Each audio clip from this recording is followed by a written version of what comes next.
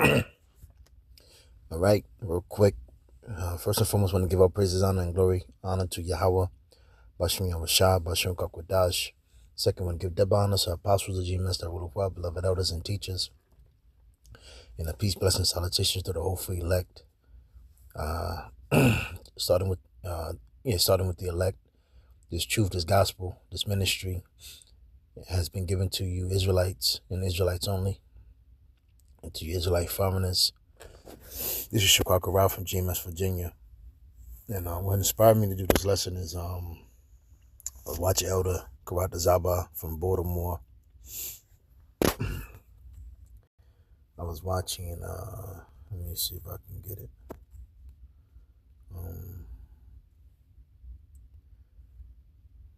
Let me see if I can. Let me see if I can get it. This video right here.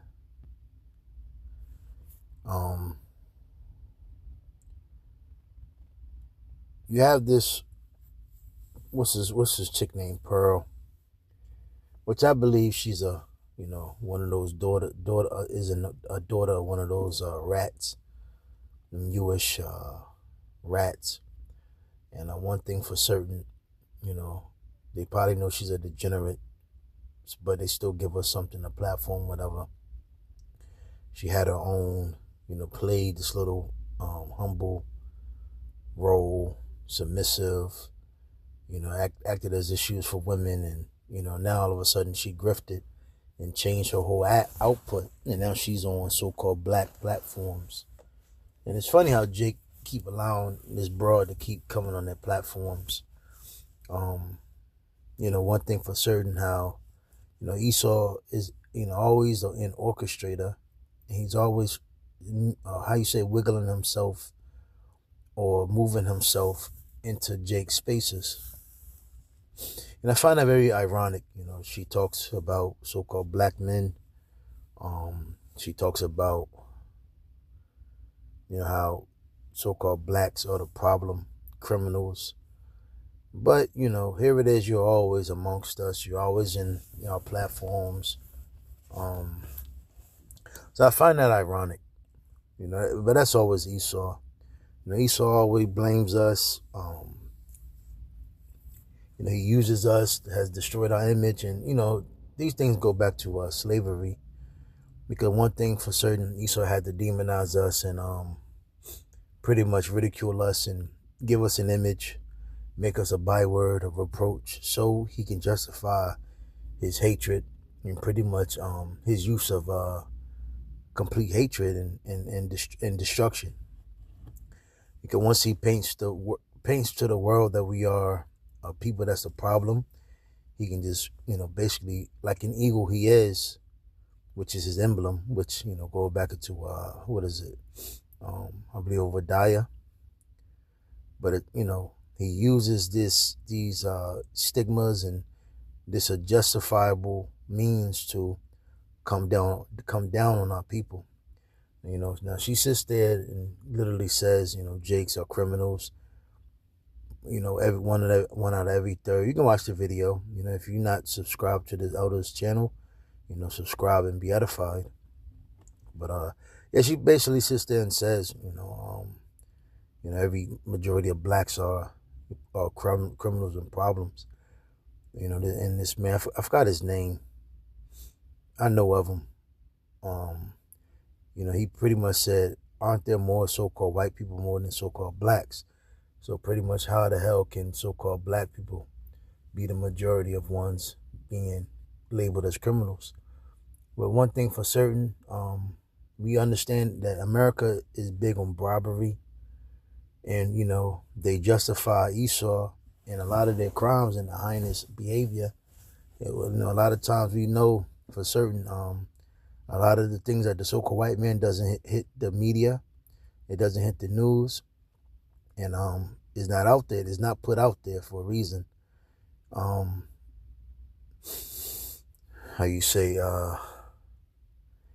one thing for certain, when so-called blacks, Latinos, Hispanics do something, they put it exactly immediately for the world to see. So you can get this stigma, this ideology, in that we are the problem of the earth. But ultimately, it's the so-called white man. You're the orchestrator. So I'm gonna get a couple of scriptures. Bear with me. Let me see. Rich man. Matter of fact, I think it's Sirach 13.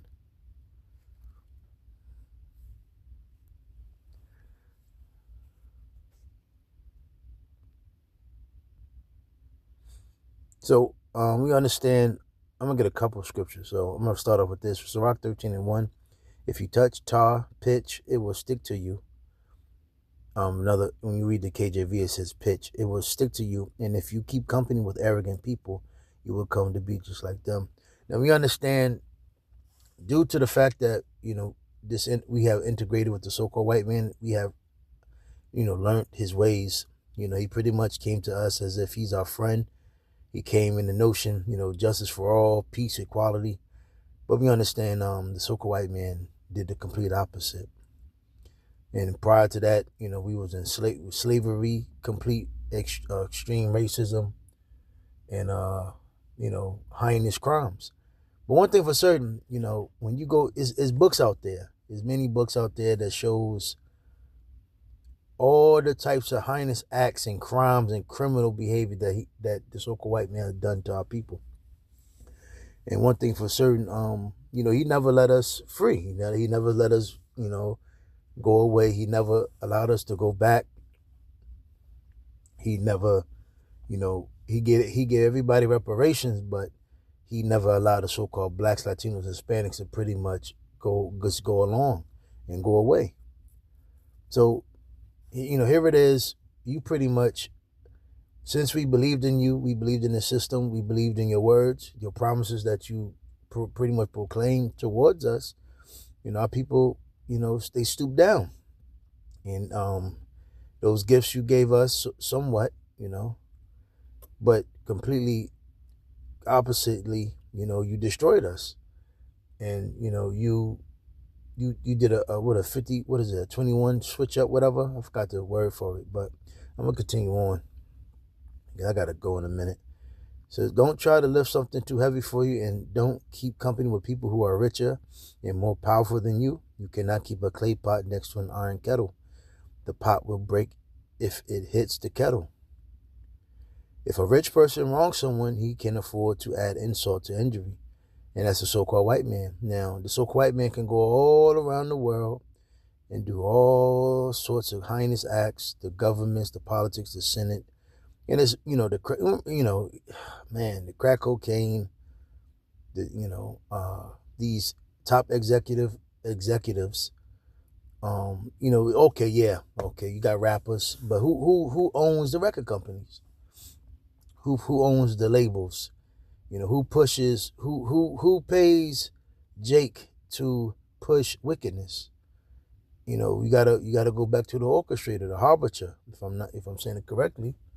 You can't, we get at Jake, we condemn Jake because Jake is wicked. Jake has gone off. Jake has believed in his system. But, there's an orchestrator. You cannot forget the orchestrator. You Edomites are really like complete that's what criminals do. That's what fugitives do. They try to, I'm gonna pull that up because, we know that you are Cain. So let me see. But if a poor person is wrong, he is forced to apologize for himself. So, this whole notion now, we all so-called black people, Latinos, Hispanics, we always got to say sorry. We always got to make a public, speech, write a 4-page letter, cry, lash out, fall out, for, people to accept us, but even if we do it, we're still niggas, regardless of what we do, we still are, we're still looked at as criminals. It's still not blotted out. But the so-called white man, he's done the whole world bad, but he doesn't say anything. He'll just act like a fugitive. He'll just demonize somebody else. He'll cause another heinous crime to happen so the attention can get off of him, you know. But it says a rich person will use you as long as he can profit from it. And what does the so-called white man profit from? Our ignorance, our stupidity, our gullibleness, our naiveness. The fact that we worship and envy the so-called white man. And he uses that to his benefit.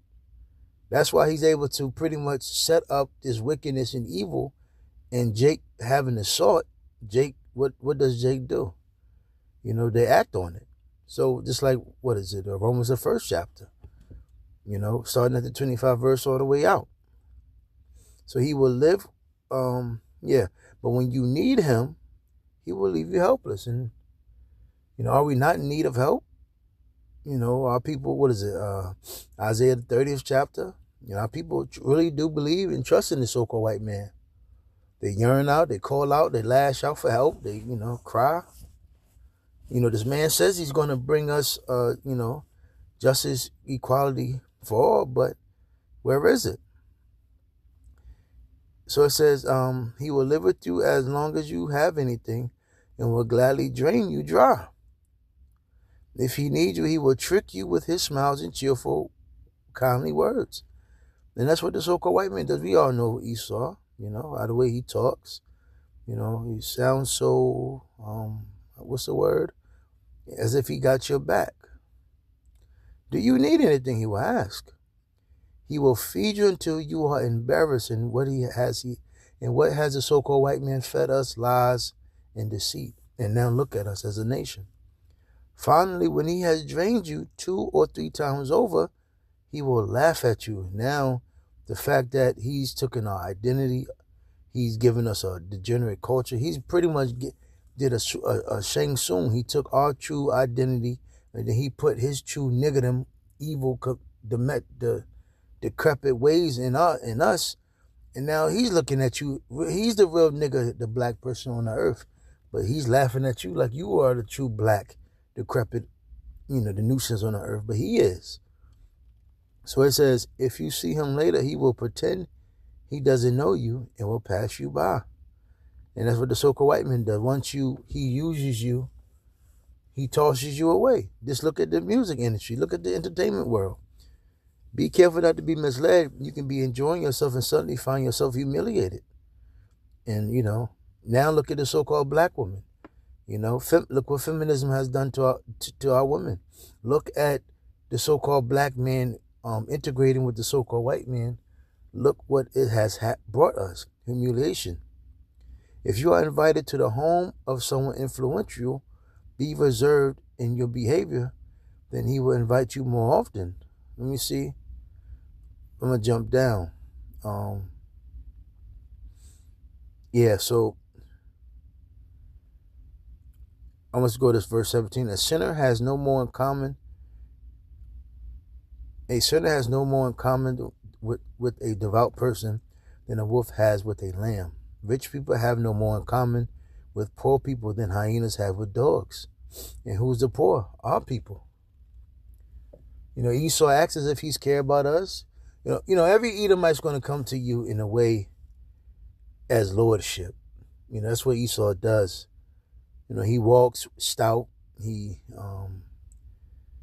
pretty much he looks down on you. And once you really, honestly, when you know about yourself, you know who you are, and you really start to look at these Edomites in his eyes and look at him as a devil, they don't like that. And once they can't lordship over you, they don't like that at all. You know, because when they deal with Jake as a lord, as lording over them. So it says, the rich hunt down the poor just as lions hunt down wild donkeys in the open country. Arrogant people have nothing but scorn for the humble, and the rich think of the poor in the same way. When a rich person stumbles, his friends will steady him. But if a poor person falls, his friends will have nothing to do with him.